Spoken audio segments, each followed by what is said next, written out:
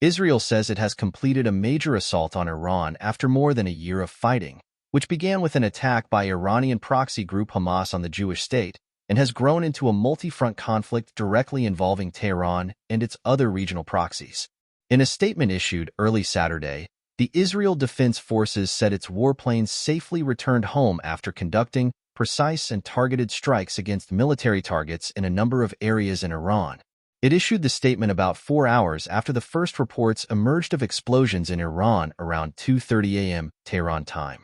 Based on intelligence, Israel Air Force aircraft struck missile manufacturing facilities used to produce the missiles that Iran fired at Israel over the last year, the IDF said.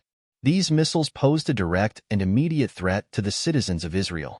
Simultaneously, the IDF struck surface-to-air missile arrays and additional Iranian aerial capabilities that were intended to restrict Israel's aerial freedom of operation in Iran. IDF spokesman Rear Admiral Daniel Hagari told reporters that the Israeli airstrikes achieved their objectives but did not immediately provide evidence. Iranian state news site IRNA quoted the nation's air defense organization as saying Israel attacked military centers in Tehran and in the western provinces of Khuzestan and Ilam. It said Iranian forces successfully intercepted much of the strikes, ensuring they caused only limited damage. Iranian First Vice President Mohammad Reza Arif was the only senior official to make a public comment about the Israeli attacks early Saturday.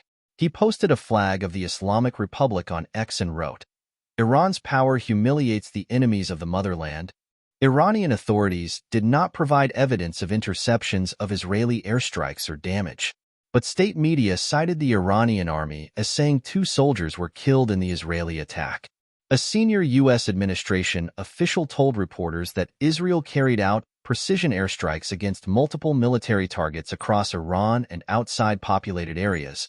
The president and his national security team, of course, worked with the Israelis over recent weeks to encourage Israel to conduct a response that was targeted and proportional, with a low risk of civilian harm.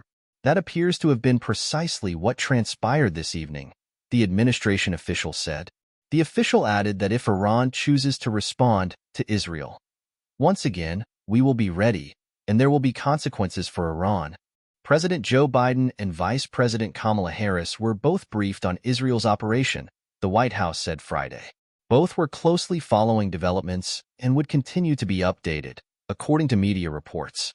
A U.S. defense official told VOA, "We were given a heads-up on the strikes, but we're not involved." U.S. Secretary of Defense Lloyd Austin spoke with Israeli Defense Minister Yoav Gallant Saturday and received updates on the Israel Defense Forces strikes on military targets in Iran, according to a readout of their conversation from Pentagon Press Secretary Major General Pat Ryder. Austin reaffirmed the ironclad commitment of the United States to Israel's security and right to self-defense, the readout said. The secretary emphasized the United States' ability to defend U.S. personnel, Israel, and partners across the region in the face of threats from Iran and Iran-backed terrorist organizations, and the U.S. determination to prevent any actor from exploiting tensions or expanding the conflict in the region, the statement added.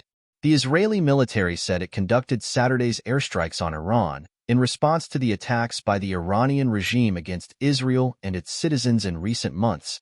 Iran fired hundreds of cruise missiles and drones in its first direct attack on Israel in April.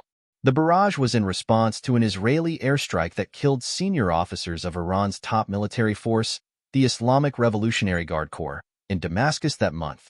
The IRGC fired around 200 ballistic missiles in its second direct attack on Israel on October 1st, saying it was retaliating for Israeli strikes that killed another IRGC commander and leaders of its proxies Hezbollah and Hamas in the preceding days and months. The U.S. has designated the IRGC, Hezbollah, and Hamas as terrorist organizations. Israel has made clear to the world that its response is now complete, the U.S. administration official said. Accordingly, we call on all countries of influence to press Iran to stop these attacks against Israel so that we can move beyond this direct cycle of attacks. Iranian state news agency Tasnim cited informed sources in a Telegram post say, "There is no doubt that Israel will receive a proportionate response to any action,